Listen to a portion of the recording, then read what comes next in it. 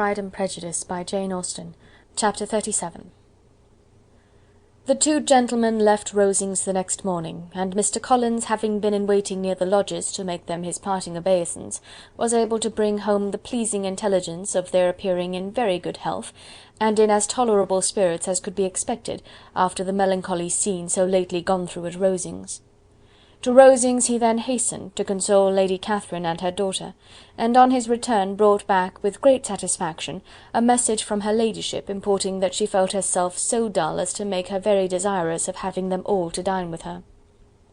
Elizabeth could not see Lady Catherine without recollecting that, had she chosen it, she might by this time have been presented to her as her future niece, nor could she think without a smile of what her ladyship's indignation would have been. What would she have said, how would she have behaved, were questions with which she amused herself. Their first subject was the diminution of the Rosings party.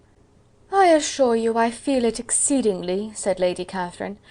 "I believe no one feels the loss of friends so much as I do, but I am particularly attached to these young men, and know them to be so attached to me.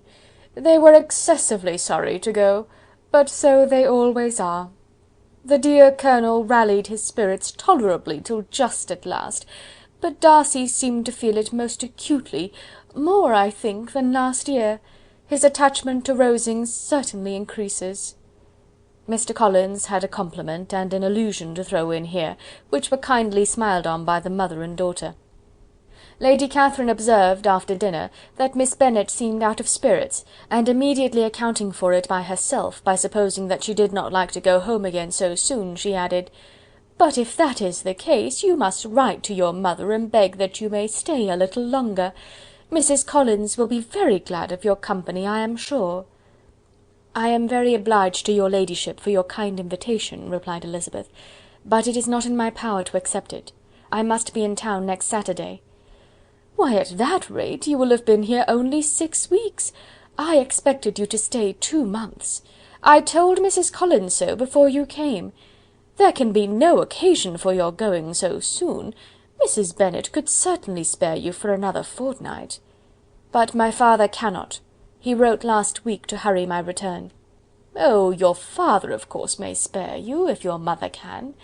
Daughters are never of so much consequence to a father, and if you will stay another month complete, it will be in my power to take one of you as far as London, for I am going there early in June for a week, and as Dawson does not object to the barouche box, there will be very good room for one of you, and indeed, if the weather should happen to be cool, I should not object to taking you both, as you are neither of you large."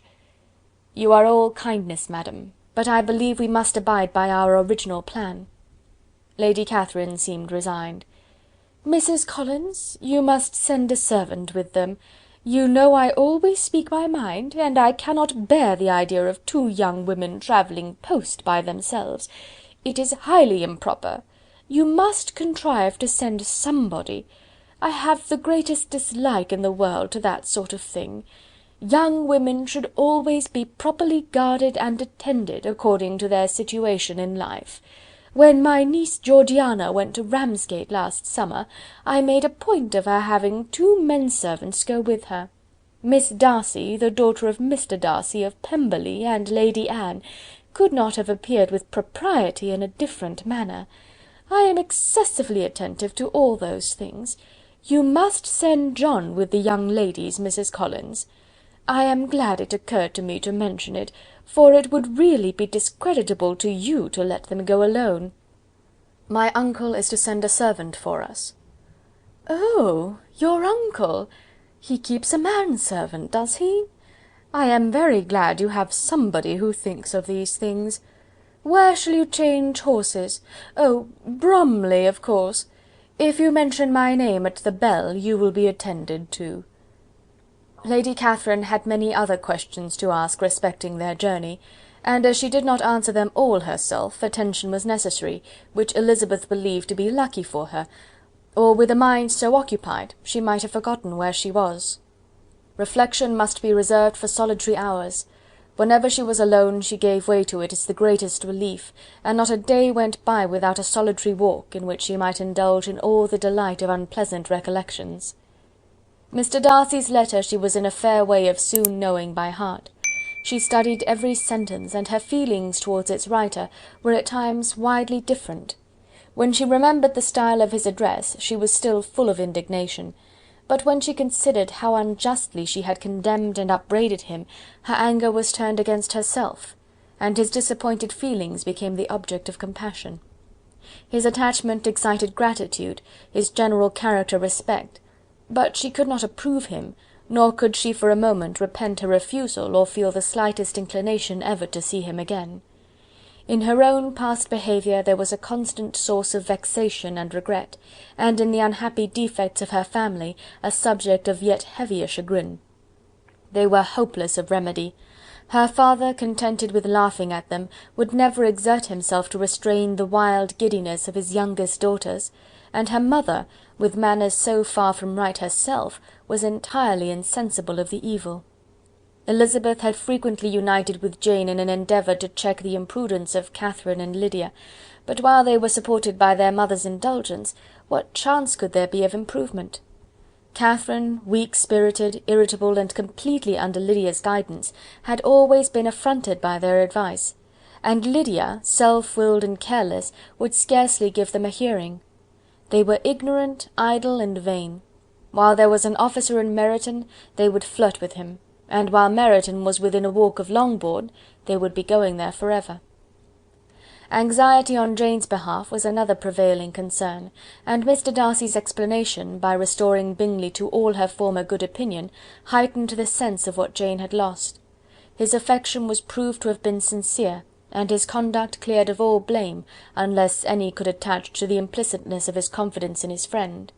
How grievous, then, was the thought that, of a situation so desirable in every respect, so replete with advantage, so promising for happiness, Jane had been deprived by the folly and indecorum of her own family!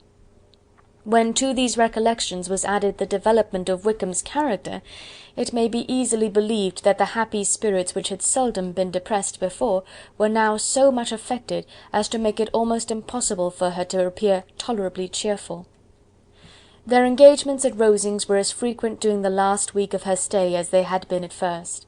The very last evening was spent there, and her ladyship again inquired minutely into the particulars of their journey, gave them directions as to the best method of packing, and was so urgent on the necessity of placing gowns in the only right way, that Maria thought herself obliged, on her return, to undo all the work of the morning, and pack her trunk afresh. When they parted, Lady Catherine, with great condescension, wished them a good journey, and invited them to come to Hunsford again next year, and Miss de Bourgh exerted herself so far as to curtsy and hold out her hand to both. Chapter 37.